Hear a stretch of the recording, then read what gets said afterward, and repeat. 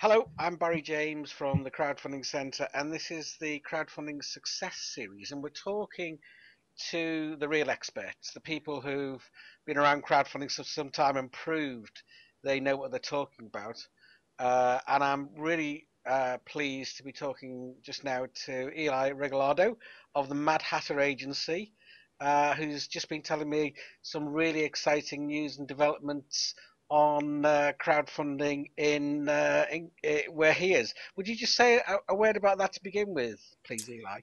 Yeah, absolutely. So we are headquartered in downtown Denver, Colorado. Yeah, and the latest development that you mentioned to do with equity crowdfunding. Yeah, so it's really awesome. So Colorado is one of 16 states that's actually signed into law the ability for unaccredited investors to invest in startup companies via crowdfunding.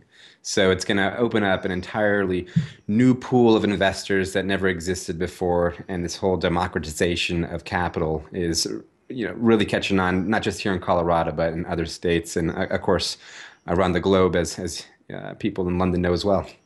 Yeah, absolutely. And Mad Hatter Agency, and you yourself help crowdfunders from all over the world, I believe. Could you just talk a bit about that? Yeah, I know you do different kinds of campaigns, and a little bit about how you go about that, please. Yeah, absolutely. So, the first thing I do is when I talk to clients or potential clients, I say, okay, well, let's just take the word crowdfunding and get rid of it for the moment. Because when it boils down to it, all these are launches. And they're just well executed, well timed marketing campaigns. Now, crowdfunding, as most people think of it, is we're going to shoot a video, we're going to write some copy on a page, we're going to load it onto a platform, i.e., Kickstarter, Indiegogo, Crowdfunder, etc. And then we're going to wait for the money to come in. And that's a really limited worldview when you consider that that was the same mentality that the internet had, with the whole dot-com crisis, right? Yeah. It was this new thing, everyone was going to get rich overnight, and they saw a couple, companies raise or execute, millions of dollars worth of sales, and everyone kind of just, it was this big gold rush, right? Yeah. So, but after, people kind of fell on their ass a few times, the players started, staying around, and then everyone else kind of drifted away. And the people that stayed are the value creators and the marketers. And so when you think of crowdfunding, think of it like this. Rather than saying I'm crowdfunding, just say I'm doing a marketing campaign to drive people to a point of sale, in this case, a pre-sale web page where people are going to give me money on the promise that I'm going to deliver at a future date. That's all it is. Okay. And so tell us a little bit about the services that you offer in terms of coaching strategy and other services, and how you approach all of this. Yeah, absolutely. So we have a few different services. Number one, we have a crowdfunding course online. You can find it on Udemy. I think we have it priced at 289 bucks. We have just under 8,000 students that have gone through that. I've had students raise $10,000, and I've our best success story is one student that raised, I think it was $117,000. So it's our exact strategy that we use when we work either with coaching clients and or agency clients, and I'll get to that in a second. But it's just a step-by-step video guide on here's what you do, here's the tools to use, here's templates to use when you're sending emails, here's how to pitch reporters, literally an A to Z guide.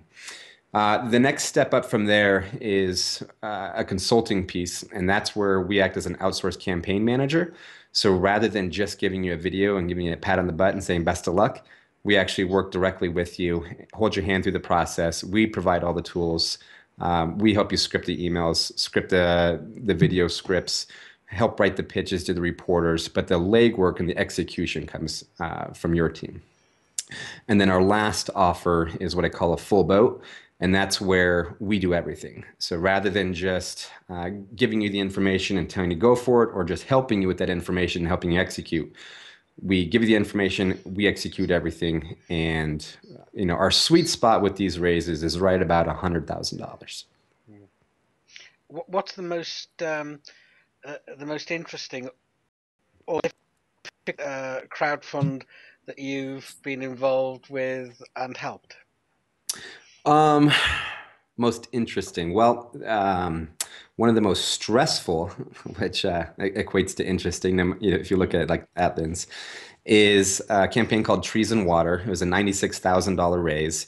And what these guys had invented was a truly biodegradable, sustainable water bottle, plastic water bottle.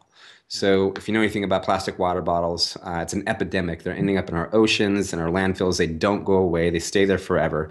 But it's hyper convenient, right? So people, we're not necessarily going to curb that appeal for people to buy plastic water bottles. So the founders said, okay, I'm just going to make one that'll biodegrade in a landfill, or if you peel the sticker off, it'll have like a little postage stamp on it. You can drop it into a mailbox and it'll send it to our recycling station. So real cool, innovative approach. And of course, when we started talking about the different target markets that we're going to address, the initial one that came up was, of course, the green groups, the tree huggers, if you will. Yeah. And when we launched, we were about $40,000 in on a $96,000 raise. We just started to stall out. And all the different pieces of press that we were going after, these journalists were kind of getting beat up for even writing about the product, because even though it was a sustainable water bottle, it was still very heavy. And when anything's heavy, you have to ship it, more gas, bigger footprint, et cetera, et cetera, et cetera. So, I was talking to the founder and I was like, listen, we got to shift gears and go after a different audience, or this thing's going to be dead in the water. And on Kickstarter, it's an all or nothing deal. So if we didn't pull our head out of our ass quick enough, he wasn't going to get any money. So we started looking for different celebrities and ambassadors that we could approach to be a part of the project. And we found Pharrell Williams has a t-shirt company where his organization actually pulls out water bottles from the ocean, recycles them, turns them into t-shirts, and then sells them, right? So it's a green, eco-conscious company, right? And so I started looking for reporters that had written about Pharrell, specifically about his t-shirt and clothing line. And I found this guy named Zach O'Malley in Forbes. And I said, subject line, I was like, Zach, here's a company that Pharrell would love, right? And I talked to him about, hey, he's pulling the water bottles out of the ocean, doing his part. This founder's doing his part and, keeping them from getting there, right? And together, we're going to make the world a better place. He loved the angle, wrote the angle, and that one article brought in over $50,000 by itself. Oh, wow. Cool. Yeah. I noticed the ambassador program where I was just flicking through the Mad Hatter website just now. So that's kind of turned into a thing by the sounds of it. Yeah. So, before I started this agency, I had a consulting agency. It was basically, I was a hired gun. So I was paid several $1,000s a head to reach out to very influential people and either offer them a board seat, set up a meeting, et cetera. So everyone from, 8 different presidents in Central and South America, Steve Wozniak from Apple, 2 of the 4 internet founders, Jimmy Wales from Wikipedia. And what we've done with crowdfunding is really just taken that same approach and those same concepts and rolled those into a crowdfunding offer. So rather than doing a straight organic build, which is more like, here's just landing pages, you try to drive traffic to landing pages and just collect those email addresses. What we do is we leverage these ambassadors because ambassadors have influence. And if an ambassador says, hey, this is cool, everyone else will think it's cool by default. That follows that ambassador. So, yeah, giving you one quick example, we did a crowdfunding campaign for these little kids' toys, like these little Lego blocks you can control with an iPhone. Yeah. $150,000 goal, $100,000 goal, we raised $183,000. And one of the determining factors in that big surge of activity, we got our buddy Steve Wozniak from Apple to back the project. Yeah. And then we pitched that as a media piece saying, hey, even the Woz thinks these are cool. And then everyone was just like, oh, well, founder of Apple thinks it's cool. I think it's cool. Let's buy this thing. Listen, if I'm talking to someone who talks to the Woz, I just think I feel as if I've been elevated today already. I'm not saying he's a god or anything, but back to you and what you do. What's the USP? What makes you different from everyone else?